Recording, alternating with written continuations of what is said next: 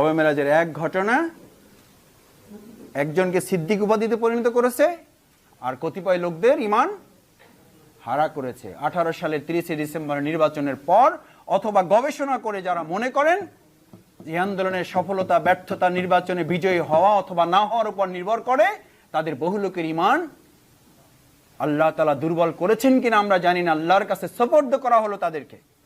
আল্লাহ যেন তাদের হেফাজত করেন, তাদের যেন হেদায়েতের উপর আমাকে আপনাকে সহ সবাইকে অটল অটুট রাখেন।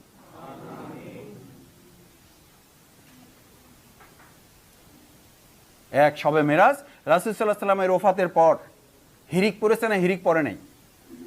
হিরিক পড়েছে, আয়াত নাজিল করতে হলো। আমাদের এখন এমন লোক আমাদের মধ্যে পাওয়া যায়, শহীদ আমিরে জামাত, সেক্রেটারি জেনারেল মুজাহিদ সাহেব, কামারুজ্জামান সাহেব শহীদ, শহীদ আব্দুল কাদের মোল্লা, শহীদ মীর কাসেম আলী, ওনাদের মতো লোক যদি কিছু করে যেতে না পারে, ওনরাই যদি চলে যায়, তাহলে এই আন্দোলনের আর এই লোক আর এরপর কিছু বলে না। বললাম কি এই লোক আর কি? কয় না এই লোক আর। আমি বললাম বলেন, তারপরে লাইনটা বলেন। কয় না এই লোক আর। আরে ভাই মহা মুশকিলে বললাম বলেন, কয় না এই লোক আর কি হবে।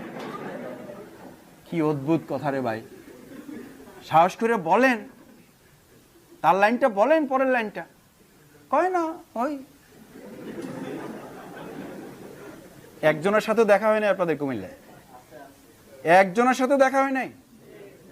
আমার কাছ থেকে মোবাইল নাম্বার নিয়ে। রাসূল সাল্লাল্লাহু আলাইহি ওয়াসাল্লামের ওফাতের পরে এই ঘটনা ঘটেছে না ঘটে নাই? ঘটেছে, ঘটেছে। আপনিও মনে করেন ইসলামী আন্দোলন ব্যক্তির উপর নির্ভর করে? আল্লাহ ডিক্লেয়ার করে দিলেন এটা আমার নবী রাসূল মুহাম্মদের উপরে ইসলাম নির্ভর করে না, ইসলাম নির্ভর করে আমার এবং কিছু ইমানদার লোকদের উপরে। আল্লাহ তাআলা যতদিন এই রাজত্বের মালিক, তিনি যতদিন এই পৃথিবী টিকিয়ে রাখবেন, ততদিন একজন ইমানদার থাকলেও ইসলামের বিজয় অনিবার্য হিসাবে ঘোষিত হবে ইনশাআল্লাহ। সেটা কোনো একজন ব্যক্তির উপরে নির্ভর করে না। কেন আপনি চিন্তা করেন? কেন এই চিন্তার সাথে আপনার চিন্তার সংঘর্ষ হয় না?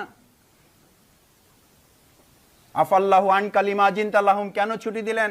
হাত্তা ইয়াতাবায়্যানা লাকাল্লাযিনা সাদাকু ওয়া তা'লামাল কাযিবিন। আপনি জানতে পারলেন না কে সত্যবাদী কে মিথ্যাবাদী? এই সত্যবাদী কে মিথ্যাবাদী এটা জানার জন্য কি নামাজ? কে সত্যবাদী কে মিথ্যাবাদী এটা জানার জন্য কি রোজা?